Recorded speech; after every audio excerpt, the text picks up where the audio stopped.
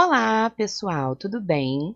Hoje nós vamos continuar os nossos estudos na cinética química e falaremos sobre os fatores que influenciam a velocidade das reações químicas.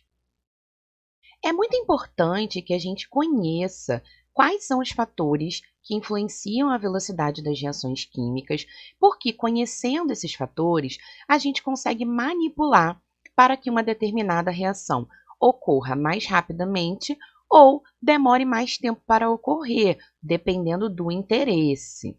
Então, quando nós queremos acelerar ou retardar uma reação química, a gente precisa conhecer esses fatores e saber como a gente pode manipular para que a velocidade seja alterada.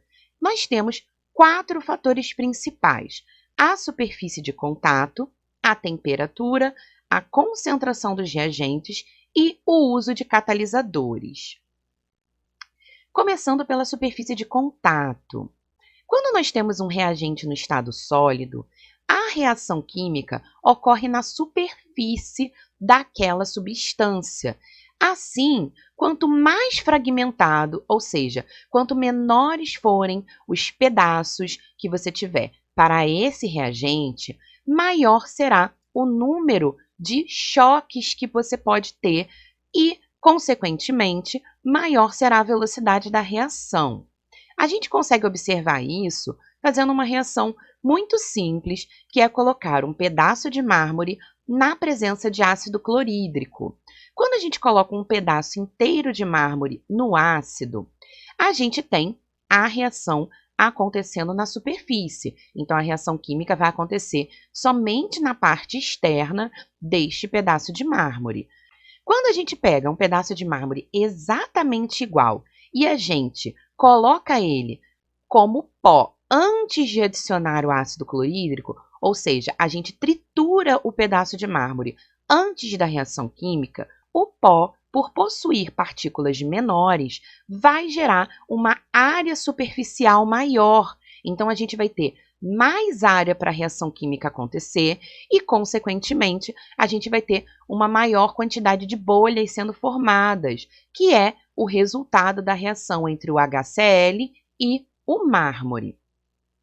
Uma coisa muito importante é que o aumento dessa superfície de contato, ele vai aumentar a velocidade da reação, mas ele não vai alterar a quantidade de produto formado, porque a quantidade de produto formado depende da quantidade de reagente. E eu não alterei a quantidade de reagente, eu só alterei a forma como um dos reagentes, no caso o mármore, estava apresentada.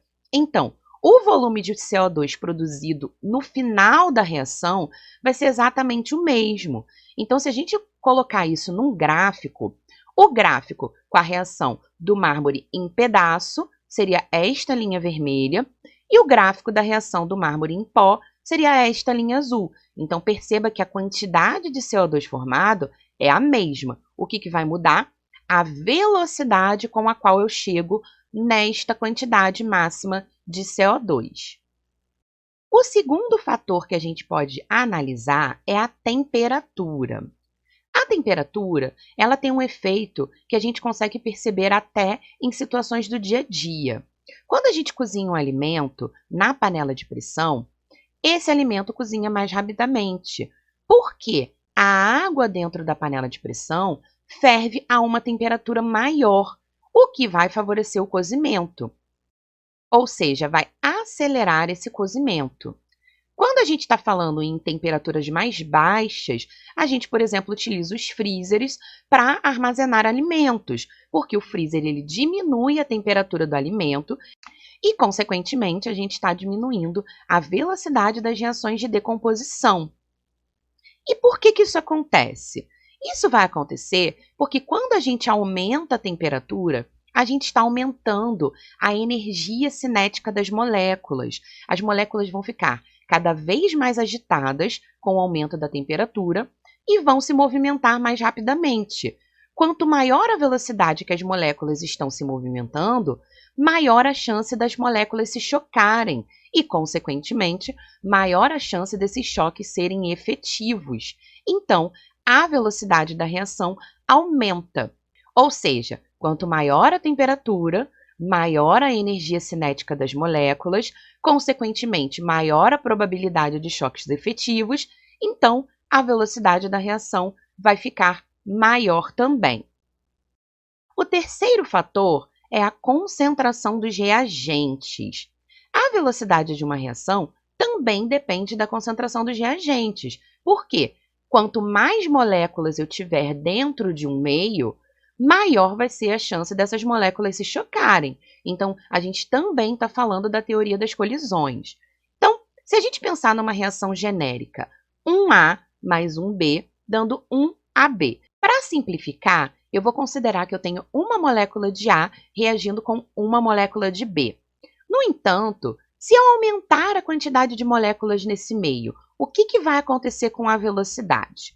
A gente pode observar isso considerando uma tabela. Na primeira situação, uma molécula de A e uma molécula de B, eu só tenho uma possibilidade de choque entre elas. Se eu, por exemplo, dobrar a quantidade de moléculas de B, eu vou aumentar em 2 vezes a possibilidade de choque. Então, a molécula A, ela pode se chocar com a primeira ou a segunda molécula B. Se eu dobro também a quantidade de A, eu tenho 4 vezes mais chances de choque entre essas moléculas, e assim sucessivamente. Ou seja, quanto maior a quantidade de moléculas que eu tenho no meio, maior é a possibilidade de choque entre elas.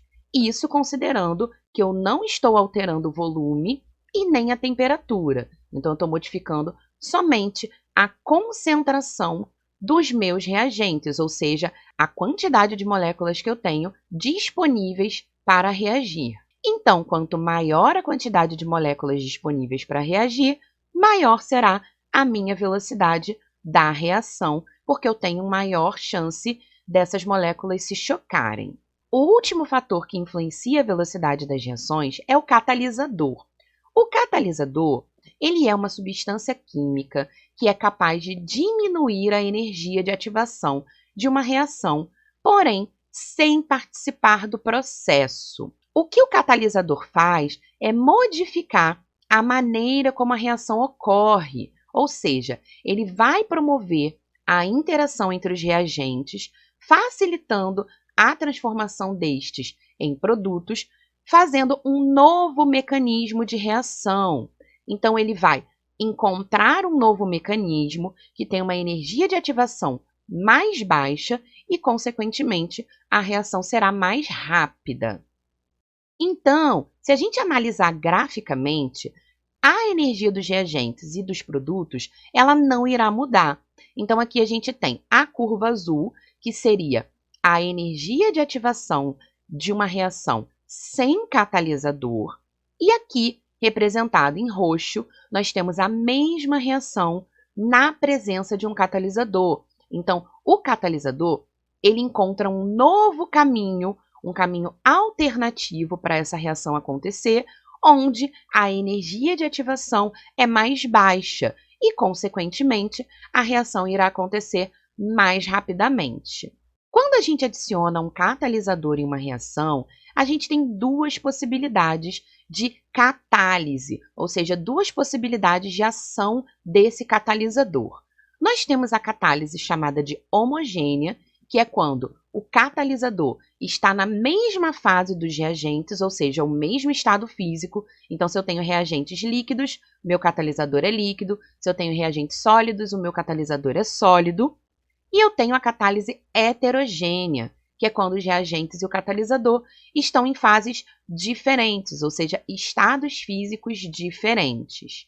Nós temos ainda outras situações especiais com relação à catálise. Temos a situação que nós chamamos de autocatálise, que é quando o próprio produto de uma reação funciona como catalisador da reação que o formou. Então, quanto mais produto eu formo, mais rápida fica a reação, porque aquele produto vai fazer uma autocatálise para a formação de mais daquele componente. Temos também os inibidores. Os inibidores, eles apresentam um efeito contrário ao catalisador, porque eles, ao invés de aumentar a velocidade, eles vão diminuir a velocidade da reação, pois eles vão encontrar um caminho de energia de ativação maior. Então, o inibidor, ele é utilizado quando eu quero retardar uma reação. Quando eu quero que uma reação aconteça de uma maneira mais lenta, eu adiciono um inibidor no processo.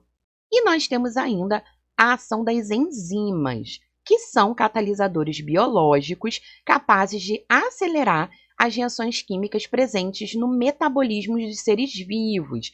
Então, nós temos enzimas que são específicas para determinadas reações e são capazes de acelerar essas reações dentro de um metabolismo. Falando um pouquinho das enzimas, as enzimas, elas são catalisadores de ação específica, que dentro da biologia nós chamamos de mecanismo chave-fechadura. Então, a enzima, ela só funciona para um determinado substrato específico, que vai interagir com essa enzima, formando um complexo substrato-enzima, que depois será convertido nos produtos. Então, a enzima, ela não é consumida durante essa reação, ela é o catalisador biológico para aquele determinado substrato. Então, por exemplo, quando a gente tem a lactose como substrato, nós precisamos da enzima lactase, que é a enzima específica para a degradação da lactose. No caso do amido, a enzima capaz de degradar o amido é a amilase. Então, cada substrato terá uma enzima específica capaz de agir naquela reação química e acelerar aquele processo. Bom, vamos fazer aqui um exercício. São representadas duas curvas das energias envolvidas na reação das espécies reagentes A mais B, dando C mais D na presença e na ausência de catalisador. Indique no gráfico as curvas da reação catalisada e da não catalisada e os seus respectivos valores de energia de ativação. Bom, quando a gente tem a representação gráfica, a representação da curva mais alta é sempre a curva não catalisada. Por quê? Porque a gente tem uma energia de ativação maior para essa reação. Então, nós temos aqui a curva mais alta, a reação não catalisada, que se fizermos o cálculo da energia de ativação, a gente tem que fazer o quê? O valor da energia no ponto mais alto do gráfico, que é 120, menos a energia dos reagentes, que é 50. Então, nós temos uma energia de ativação de 70 kJ. E aqui, a curva mais escura, a gente tem a reação catalisada. Então, na reação catalisada, a energia de ativação vai ser o 90, que é o valor da energia do ponto mais alto da reação catalisada, menos 50, que é a energia dos reagentes. Então, a reação catalisada tem uma energia de ativação de 40 kJ. Bom, gente, essa foi a nossa aula de hoje. Espero que vocês tenham entendido e até a próxima!